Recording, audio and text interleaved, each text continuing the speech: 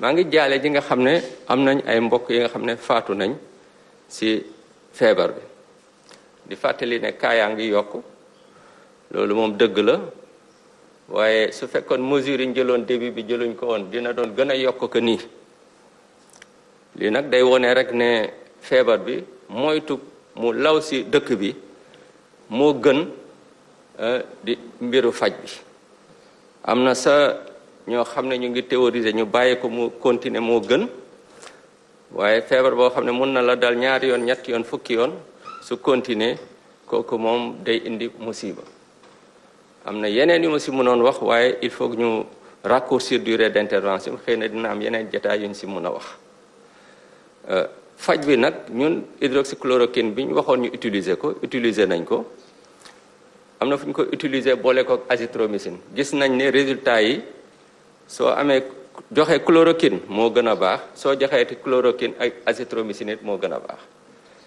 si lu mat ñetti 300 mooy ñetti junne defe naa xam nga ñetti téeméer ak juróom benn fukk ak juróom-ñaari nit bi ñu analyser effets secondaires yi et loolu dafa am importance parce que feebar bu mel ni mënoo ko faj garab gi di indi lor loolu moom kenn du ko nangu 12 personnes ñoo ci am lu leen neexul 12 personnes yi amul kenn ku ci am lor bu rëy ñoom ñëpp bi ñu arrêté seen traitement wala ñu continuer ko même jeex lépp dëñ ci donc garab bi lu ñu mën a wax lu baax la te it supporté nañ ko waaye dafa laaj surveillance automédication waruñ ko jël gis nañ sax ñi nga xam ne teel nañ faju seen durée traitement mooy gën a gàtt ñooñu en général 8 jours mooy durée médiane de traitement su loolu passé faj bi nu mënta demee dina am ñoo xam ne duñ ci sauvé ñooñu nag am na ñoo xam ne du hôpital am na ñu faatoo hôpital ci réanimation waaye réanimation am na ñu fa wér it génn fa di vraiment remercier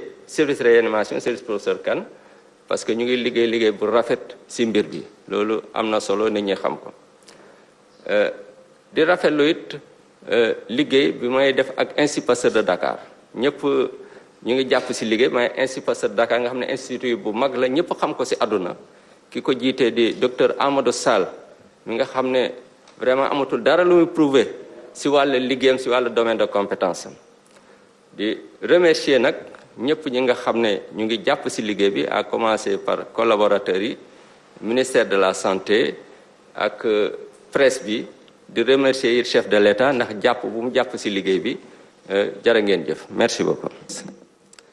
Je voudrais d'abord présenter mes condoléances aux familles qui ont perdu un de leurs dans cette épidémie de Covid-19. Plus de 1000 cas aujourd'hui.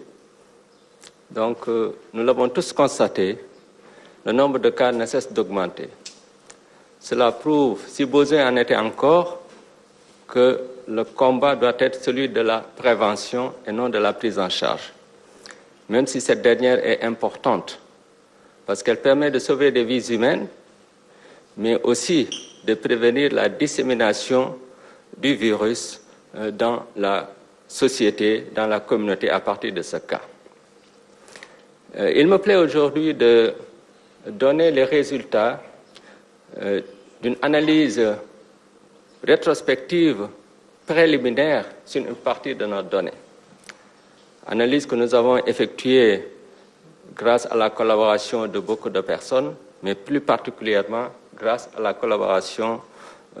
notre collaboration avec l'Institut Pasteur de Dakar.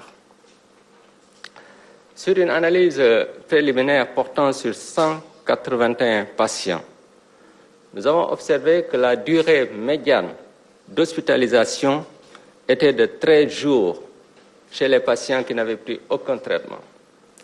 Cette durée médiane était de 11 jours chez les patients qui avaient pris l'hydroxychloroquine seule et de 9 jours chez les patients qui avaient pris l'hydroxychloroquine associée à l'azithromycine. Nous avons aussi observé dans cette analyse des données que les patients qui avaient consulté tôt et qui avaient démarré le traitement dans les 24 heures avaient une durée médiane d'hospitalisation de 8 jours. Par contre, les patients qui avaient plus de 80 ans avaient une durée médiane d'hospitalisation de 19 jours. Un autre résultat intéressant, c'est que tous les patients qui ont bénéficié du traitement à base d'hydroxychloroquine et qui ont consulté précocement, aucune complication n'a été notée, encore moins un cas de décès. Concernant les événements indésirables ou les effets secondaires, l'analyse a porté sur 362 patients. Et dans cette analyse, nous avons observé 12 cas d'effets secondaires. Et parmi ces 12 cas d'effets secondaires, le traitement a été poursuivi, malgré tout, chez 4 patients, parce que les effets secondaires n'étaient pas gênants. Le traitement a été arrêté chez les autres. Mais tous ces effets secondaires étaient modérés. Il n'y avait aucun effet secondaire grave. Tous les signes ont régressé à la fin du traitement ou à l'arrêt du traitement sans nécessité d'un traitement supplémentaire. C'est donc dire que, vu de ces résultats préliminaires, nous allons continuer notre prise en charge avec l'hydroxychloroquine et mieux avec l'hydroxychloroquine azithromycine. Quelle que soit la qualité du traitement, on peut évidemment observer des décès. Mais quand on y regarde de très près, les décès ne sont pas tous survenus à l'hôpital. Certains sont décédés à domicile, d'autres durant le transfert, d'autres à l'hôpital avant même la prise en charge. Et ceux qui ont été admis en réanimation étaient dans une situation grave. Et dans tous les pays du monde, ce genre de patients présente un pronostic réservé. Donc, la vérité est que le service de réanimation est un service qui respecte les normes et l'équipe est une équipe dévouée et compétente. C'est nous que vous voyez, mais nous ne sommes pas les seuls à prendre en charge les malades. Il faut donc que je rende hommage au professeur Omar Khan et à son équipe de réanimateurs. Ils abattent un travail énorme. C'est vrai, on ne peut pas continuer dans cette lancée avec l'augmentation des cas sans avoir de cas graves. Rien qu'aujourd'hui, on m'a signalé 2 nouveaux cas graves. Mais cas grave ne veut pas dire toujours condamnation à mort. Donc, il faut qu'on reste réaliste par rapport à la gravité de ces cas, mais optimiste par rapport à l'issue.